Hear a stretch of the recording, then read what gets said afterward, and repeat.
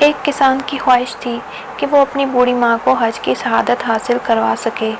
کسان نے بچت کر کے چاندی کے سکے جمع کرنا شروع کیے تاکہ اس کی ماں حج کر سکے، مگر شاید قدرت کو کچھ اور ہی منظور تھا۔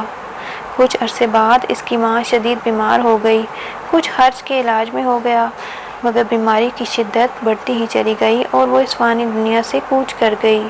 مرنے سے پہلے اس نے اپنے بیٹے کو پاس بلایا اور کہا، بیٹا، میں تو اپنی زندگی میں حج نہیں کر سکی، مگر میری یہ خواہش ہے کہ جب تمہاری شادی ہو تب تم اپنی بیوی کے ساتھ حج پر جاؤ۔ اگر تم دونوں نے حج کر لیا تو میری روح کو سکون ملے گا۔ کسان کی اپنی ماں کی موت کا بہت دکھ ہوا، مگر اب اس کی خواہش تھی کہ ماں کی وصیت پر عمل کیا جائے۔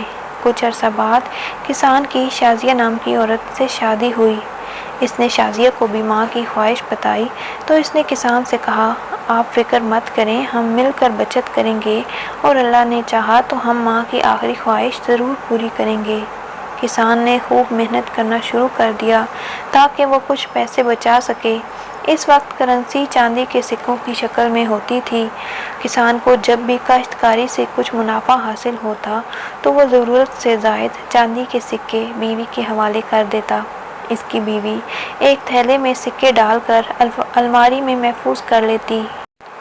وقت گزرتا گیا اور 5 سال کے عرصے میں صرف 100 چاندی کے سکے جمع ہو پائے۔ بیوی نے مایوسی کی حالت میں کسان سے کہا کہ اس طرح تو ہم کبھی بھی حج کی شہادت حاصل نہیں کر پائیں گے۔ حج پر جانے کے لیے ہم دونوں کو کم از کم 1000 سکے درکار ہیں، جن کو جمع کرتے کرتے شاید ہم بھی بوڑھے ہو جائیں گے۔ کسان نے کہا، اس کے علاوہ کوئی دوسرا راستہ بھی نہیں ہے۔ ہمارا کل اثاثہ یہی زمین کا ٹکڑا ہی ہے۔ اگر ہم نے اسی کو فروخت کر دیا تو کل کو ہماری آنے والی نسل ہمیں بددعائیں دے گی۔ بیوی نے کہا، آپ پریشان نہ ہوں، مجھے نہ جانے کیوں محسوس ہوتا ہے کہ اللہ ہمیں چھپڑ پھاڑ کر دے گا اور اتنا دے گا کہ ہم آسانی سے حج کر سکیں گے۔ کچھ دنوں بعد ایک فقیر نے کسان کے گھر کے باہر صدا لگائی۔ اس وقت کسان کھیتوں میں ہل چلا رہا تھا۔ فقیر نے کہا، اللہ کے نام پر دے دو، اللہ 10 کے 100 اور 100 کے 1000 عطا کرے گا۔ کسان کی بیوی نے جب یہ سنا تو بھاگتی ہوئی دروازے پر آئی اور فقیر سے کہا، بابا جی، کیا سچ میں 100 کے 1000 ملیں گے؟ فقیر نے کہا، ہاں بیٹا، اگر تم اللہ کے نام پر دو گی تو 100 کا 1000 ملے گا۔ بیوی نے کچھ دیر سوچا اور پھر الماری سے سکوں والی تھیلی اٹھائی اور فقیر کو دے دی۔ فقیر عورت کو دعائیں دیتا ہوا وہاں سے روانہ ہو گیا۔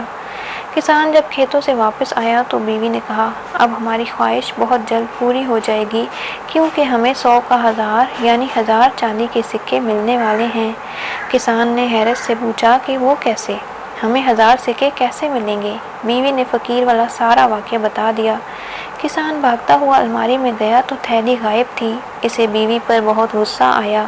اس نے ایک ڈنڈا اٹھایا اور یہ کہتے ہوئے اپنی بیوی پر ڈنڈوں کی برسات کر دی کہ تجھ میں تو ذرا بھی عقل نہیں ہے، میرے 5 سال کی محنت پر تم نے پانی پھیر دیا۔ بیوی تھوڑی سی بحث کرنے لگتی تو وہ ڈنڈوں کی برسات شروع کر دیتا۔ بیوی کسان سے اکثر کہتی کہ دیکھنا، فقیر بابا کی بات ضرور سچ ثابت ہوگی اور اچانک سے ہم مالا مال ہو جائیں گے، مگر جواب میں اسے کسان سے ڈنڈے ہی کھانے پڑتے۔ ایک دفعہ ایک چور نے کہیں سے چوری کی تو پولیس والوں نے اس کا پیچھا کیا۔